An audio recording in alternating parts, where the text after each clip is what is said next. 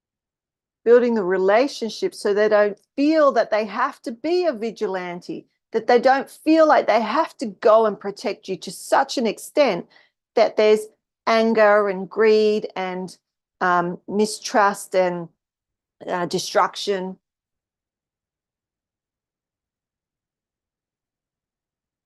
Unnecessarily, right?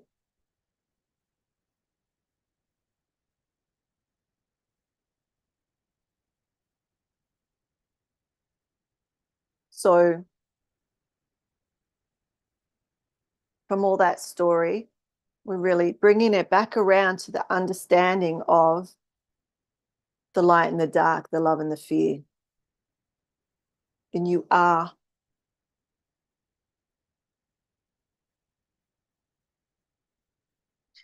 Your spiritual ego will tell you, will fight you that you don't have survival ego in there. It will fight you that you're not scared. If you're not scared or don't have fear, you wouldn't be embodied. That's the polarity. We can be fully expanded and anchored in the world, and that is your conscious evolution, the human conscious creative evolution. It's our species development on every level, the physiological aspects, soul aspects, spirit aspects, the energetics, and how they all mirror each other. So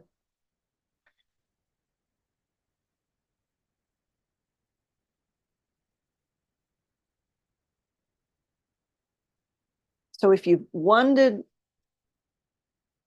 what we do in our programs or what you may do in a session with me, it can be vast, but it always comes back to the core, what your beliefs and conditions are, what the core challenges in your world are, meaning your inner and outer world, right? Because as you are, the world shall be. When you have an understanding of that, you start to relate to it,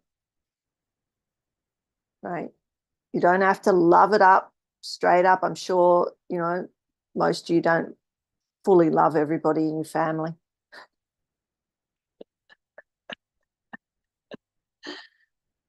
I'm just calling a spade a spade. Maybe, there's the love that they're a family member, but, you're not fooling anybody. And that's the same as all the aspects of yourself. They're all parts of you, but there are some that you adore and you just want to be with constantly, and they're like the power ones in some respects, right? And then you have the others who, they're neglected. So what are they going to do? They're going to be louder. They're going to push forward. They're going to demand some attention. And it's the same with parenting. Any attention is good attention. How many kids do you know that were really, really, really good kids and they still didn't get any attention? So they went the other way. Any attention is good attention for a child. I specialized in trauma with children for many years. I understand the behavior as a language, and you'll see it. And some will move back and forth, just trying to get something to fulfill a need or a want. And as a parent, you think you're giving them everything that they want, but what they really want is missing. And there's not an understanding of that. And they're screaming through their behavior for that. So they can be very, very good, the most compliant child, quiet, compliant. Yes, mum and dad, no, mum and dad. Okay, mum and dad, right?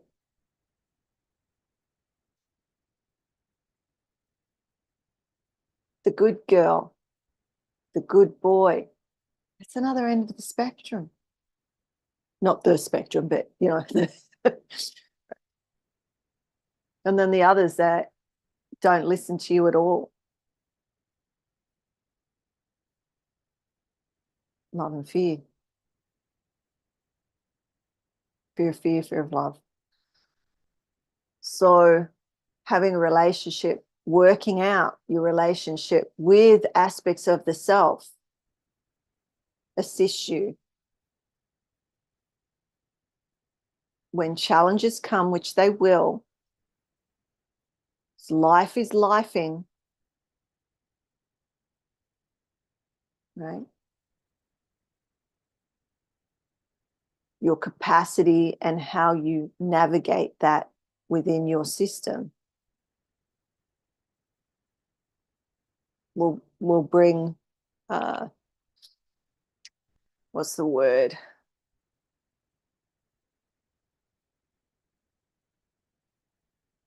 I was going to say more functionality, appropriate functional results that are life-giving rather than life-taking. How about that? Okay. So if you want to join us Thursday, there's the link in the post. Go to the Holistic Mystic Mastermind. You can join us and get all the replays for the last God knows how many months we've been going now. And that's where we go into our private group, and you can ask questions, or I can even start to pick out some of what may be good for attention, right? Answering your questions, doing some mentoring around what may be able to assist you with that particular problem. Or I do have in that email I sent out yesterday, if you're on my email list, if you're not, you can send me a message. I've got like I was going to call it a fire sale, but it's for a short time. There's an offer for one-to-one sessions. It won't be out for long because I've got a series coming out. New Spirit Whisper series, number 5. And we will be delving into some of this. It's around how to shift your understanding of fear so that it's your fuel for growth. So we'll be talking all things fear, right? This is the movement to shift the understanding of the other aspect of yourself that has been restricted, hidden, pushed away, not understood, right? Because the fear in itself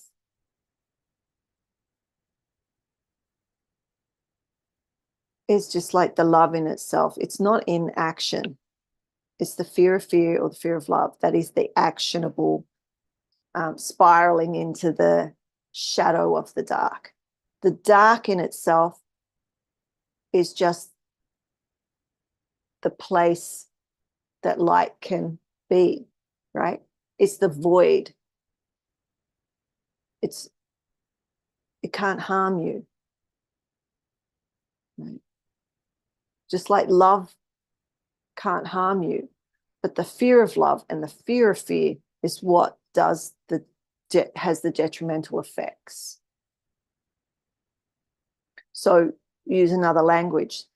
The masculine and the feminine is just masculine and feminine, but then we have the light and the dark of the two. But then we have the shadow of the light and the dark, right? Which is the spiraling into the fears. So if you want to know more about that, yeah, join us. If you have particular stress and impact in your body that you would like to address, then you can come join us on it's every second Friday for Relevate, which is Regulate to Elevate, where we look at a particular fear, feel it in the body, find that the charge of that, and allow it to do what it wants to do, which, you know, most of the time moves through, right? It's not, that energy isn't going anywhere. You can't destroy the energy. What you're doing is you're allowing the system to utilize the energy that now is freed from the past or how you've held it, to be able to heal yourself or build that business or create that child or relationship or find your new partner or run that marathon or whatever you're wanting in life. So, all right, for those of you that have been with us on the live stream, just checking.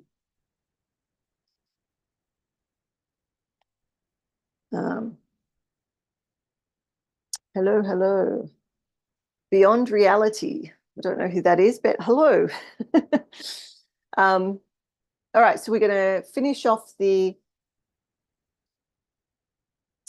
live stream, and we'll go into the Zoom link for we'll do a process that links to what we talked about today, and then we'll finish up.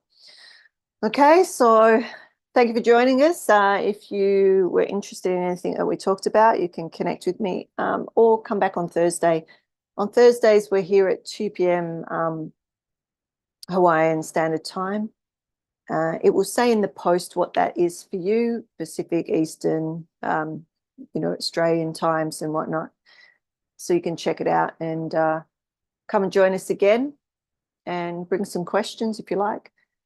Until then, thanks for showing up and being interested in what we've been talking about. And